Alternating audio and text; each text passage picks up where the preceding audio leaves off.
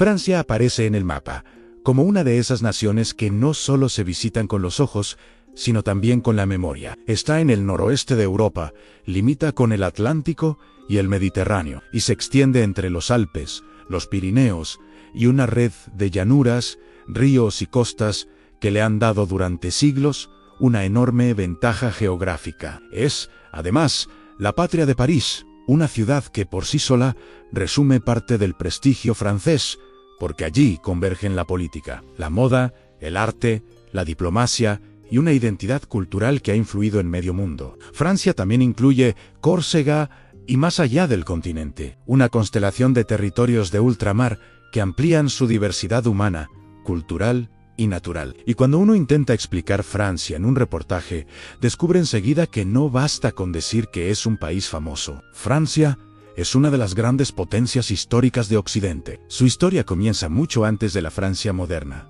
con la antigua Galia, ese gran territorio que los romanos fueron incorporando a su mundo imperial. Después vinieron los francos, la construcción del reino medieval, la consolidación de la monarquía, la Revolución Francesa, Napoleón, las guerras mundiales y la República contemporánea.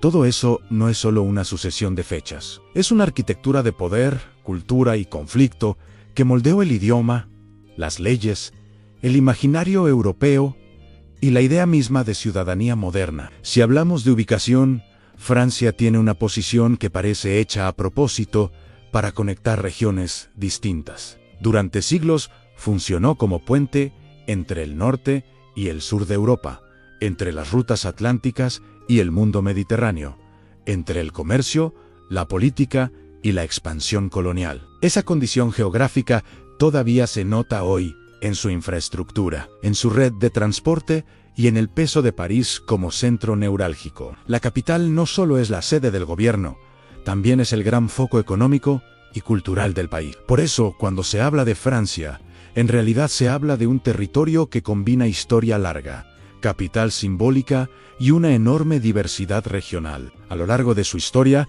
Francia dejó huellas profundas en la política del mundo. La Galia romana dio paso a reinos germánicos, después a la Francia feudal, más tarde a una monarquía centralizada y finalmente a una república que redefinió conceptos como soberanía popular, derechos y secularidad. La Revolución Francesa sigue siendo uno de los grandes puntos de ruptura de la historia moderna, porque cambió la relación entre Estado y sociedad y convirtió a París en escenario de ideas que luego viajarían por el planeta. Más tarde, las guerras mundiales llevaron a Francia a momentos de enorme destrucción, pero también reforzaron su papel como actor central en la reconstrucción europea. Hoy, mirar la historia francesa es mirar el laboratorio político de Europa. En lo económico, Francia sigue siendo una de las grandes potencias del planeta. Las cifras recientes muestran un país con un Producto Interno Bruto de unos 3,16 billones de dólares en el año 2024, con un PIB per cápita de 46.103 dólares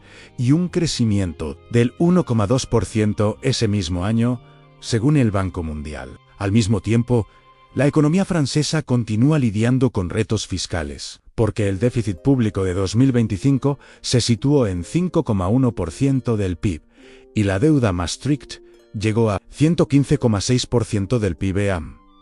Eso significa que Francia no es solo un país rico, sino también un país complejo, con una economía poderosa que al mismo tiempo enfrenta tensiones estructurales. El corazón de la economía francesa ya no late principalmente en la agricultura, como ocurría hace décadas, sino en el sector terciario, es decir, servicios, administración, comercio, finanzas, transporte y actividades conexas. Británica señala que, en la etapa posterior a la posguerra, los servicios pasaron a ser el gran generador de riqueza y empleo. Eso no significa que la agricultura haya perdido prestigio, porque Francia sigue siendo la principal nación agrícola de la Unión Europea por valor total de producción, y conserva un peso enorme en vinos, cereales, aceite de semillas y alimentos procesados. Esa mezcla de servicios avanzados, industria de alto valor y un campo todavía muy competitivo explica por qué el país conserva una identidad económica tan sólida. Si alguien entra en Francia buscando comprender su sociedad, descubre también una paradoja muy interesante. Es un país profundamente laico, donde el Estado no se define por una religión oficial, y donde la secularidad forma parte del espíritu republicano. Aún así, la historia cristiana, sobre todo católica, sigue marcando su patrimonio, su arquitectura y muchas de sus tradiciones. En la población adulta de la Francia metropolitana, el 51% declaró no tener religión en una encuesta de INCI sobre los años 2019 y 2020. Al mismo tiempo, el panorama religioso francés sigue siendo diverso y está influido por migraciones, identidades regionales y una fuerte cultura de esfera pública secular. Esa laicidad francesa ayuda a entender muchas de sus costumbres sociales. Francia puede ser elegante y reservada al mismo tiempo, abierta en ciertos ámbitos y estricta en otros, liberal en la expresión personal y firme en las reglas del espacio público. Por eso no sorprende que convivan en el mismo país los grandes museos, la gastronomía refinada, el debate intelectual, las playas familiares, los festivales populares y también una cultura naturista muy desarrollada. Francia no ve el cuerpo del mismo modo que otros lugares, pero tampoco lo trivializa. Lo enmarca en reglas, espacios y códigos de convivencia. Ahí está una de sus características más singulares. Y aquí entramos en uno de los rasgos más curiosos del país, uno que siempre llama la atención cuando se hace un reportaje internacional. Francia es considerada por sus propias fuentes turísticas como la casa del naturismo. .fr afirma que existen más de 80 centros y 180 clubes repartidos por todo el país, y que Francia es el destino más visitado por los naturistas, con más de 1,5 millones de visitantes al año. Otra fuente del sector señala que hay más de 360 áreas públicas dedicadas al naturismo, incluyendo establecimientos vacacionales, playas y campings especializados. En otras palabras, no se trata de una rareza aislada, sino de un fenómeno social y turístico con mucha organización. Si se busca el emblema más famoso del naturismo francés, el nombre aparece de inmediato. Cap d'Agde, en Hérault, es una de las referencias más conocidas. Lo describe como un pueblo naturista con una trayectoria de casi 60 años, una extensión de 70 hectáreas, 2 kilómetros de playa de arena fina, puerto deportivo, restaurantes, tiendas y servicios variados. No es una playa improvisada, sino un entorno completo, pensado para una experiencia que combina descanso, ocio y convivencia. Incluso su entorno tiene un peso especial, porque alrededor hay patrimonio histórico, naturaleza y actividades náuticas. Si te está gustando este recorrido, suscríbete a Esteria, porque justo aquí empieza una de esas historias que parecen sacadas de otro mundo.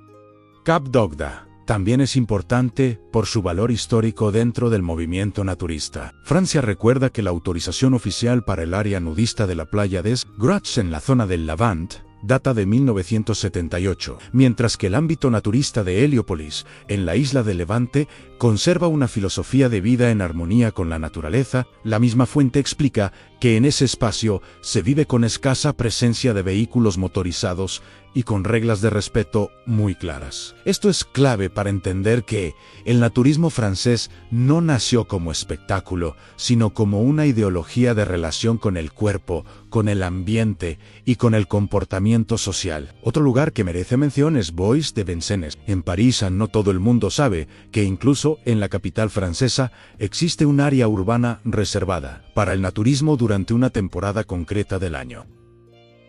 Esa existencia revela hasta qué punto el naturismo ya forma parte del paisaje legal y cultural del país. Francia no lo trata como un secreto marginal, sino como una actividad regulada en espacios específicos. Y eso explica también por qué el tema atrae turismo, curiosidad y debate público. Porque la experiencia nudista en Francia se presenta más como estilo de vida y menos como provocación. Hay además otros enclaves simbólicos que ayudan a contar la geografía de esta práctica. La isla de Levante, en la zona de Heliópolis, tiene una reputación histórica dentro del naturismo francés. France la presenta como un espacio asociado a patrimonio natural, reserva protegida, rutas a pie y una forma de vida en conexión con la naturaleza.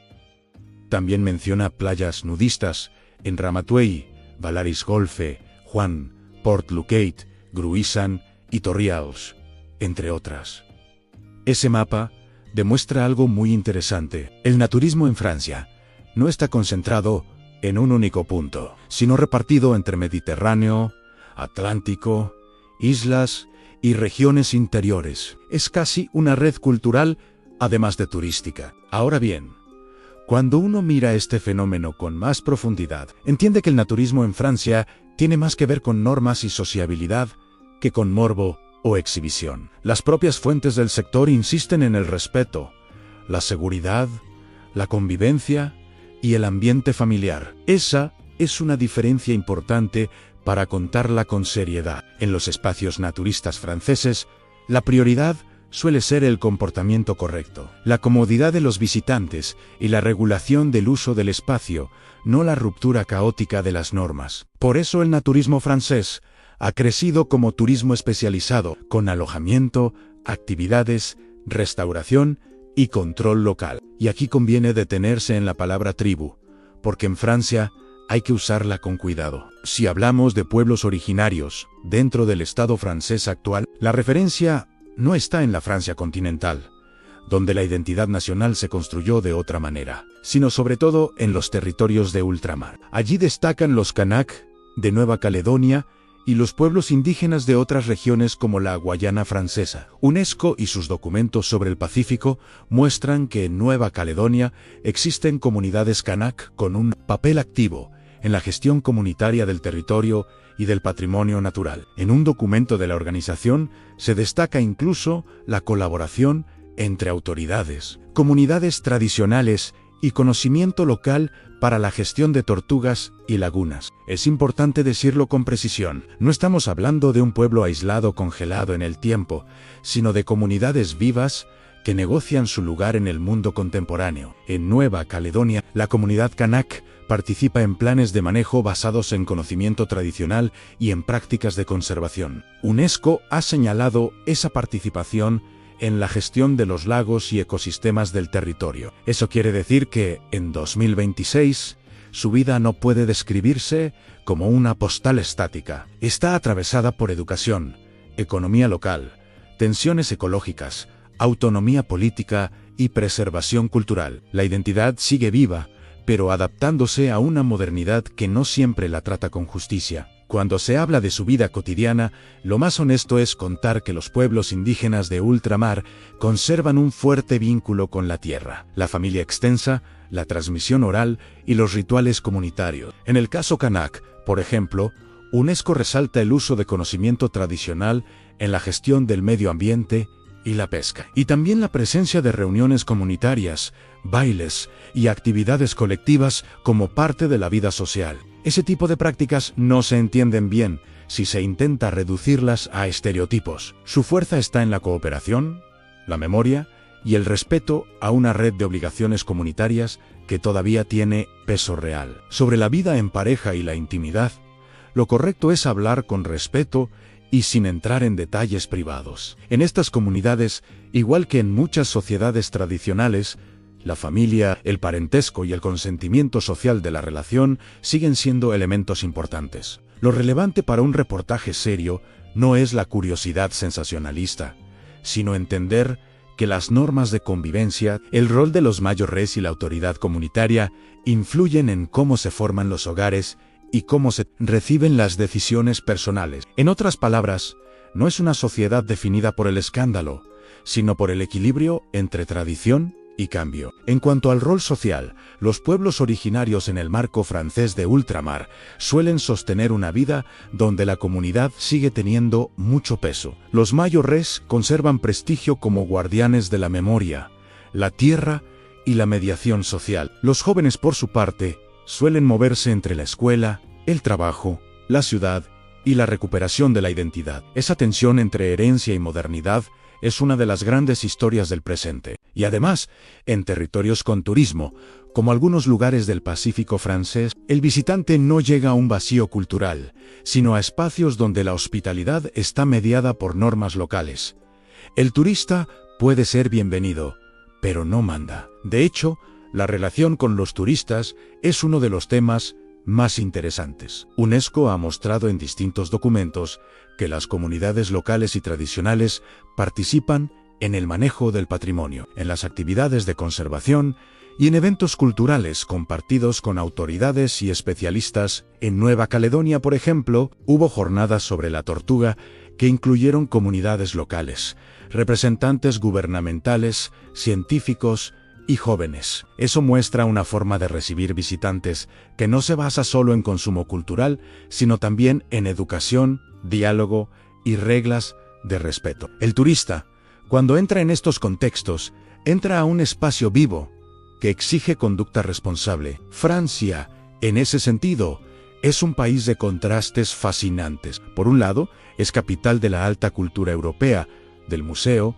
la gastronomía, la moda y el debate intelectual. Por otro lado, aloja uno de los sistemas naturistas más desarrollados del mundo occidental, con cientos de espacios autorizados y una tradición organizada que ya no sorprende a los locales. Y al mismo tiempo, dentro de su estado existen pueblos indígenas y comunidades ultramarinas que luchan por preservar lengua, territorio y costumbres frente a la presión del turismo, del mercado y de la globalización. Todo eso convive dentro de la misma bandera tricolor. Si nos fijamos en las creencias y la manera de vivir, Francia no se entiende bien con clichés. La imagen de un país totalmente religioso o totalmente ateo se queda corta. La realidad es una sociedad laica, diversa y en gran medida desinstitucionalizada religiosamente, donde conviven tradiciones católicas, comunidades musulmanas, judías, protestantes y una gran proporción de población sin religión. Esa combinación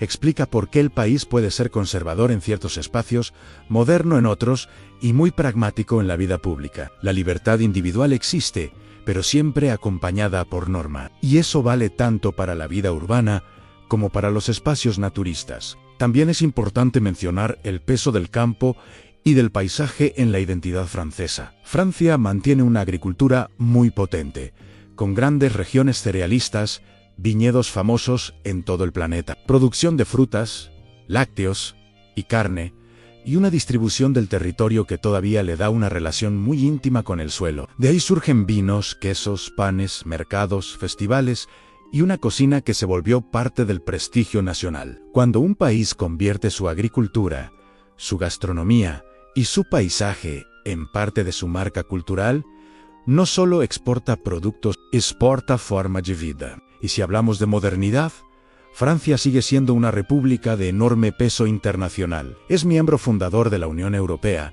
y conserva una influencia diplomática, militar y cultural notable. París, con su papel de capital nacional, concentra instituciones del Estado, centros de decisión y una proyección global que todavía hoy la coloca entre las grandes ciudades del mundo. Esa combinación de centro político, economía avanzada, patrimonio histórico y atractivo turístico hace que Francia funcione como un país que nunca se entiende del todo en una sola mirada. Hay que recorrerlo como se recorre una novela larga, con capas, silencios y giros inesperados. Y aquí viene una reflexión final que vale oro para un canal como Esteria. Francia enseña que una nación no se define solo por sus monumentos, sino por la forma en que organiza el cuerpo, la memoria, la religión, el turismo, la economía y la convivencia. Por eso su fama de destino naturista no es una anécdota pintoresca, sino una expresión de su cultura, del espacio regulado y de la libertad administrada. Y por eso sus pueblos originarios de ultramar no son un adorno folclórico, sino comunidades que siguen negociando su futuro, su identidad y su relación con los visitantes. Si este viaje te sorprendió, acompáñanos en el próximo, porque hay países que se entienden mejor cuando uno mira lo que normalmente nadie cuenta. Si quieres, en el siguiente paso, te lo convierto en un guión todavía más cinematográfico, con ritmo de narrador, pausas dramáticas y remates pensados para retención en YouTube.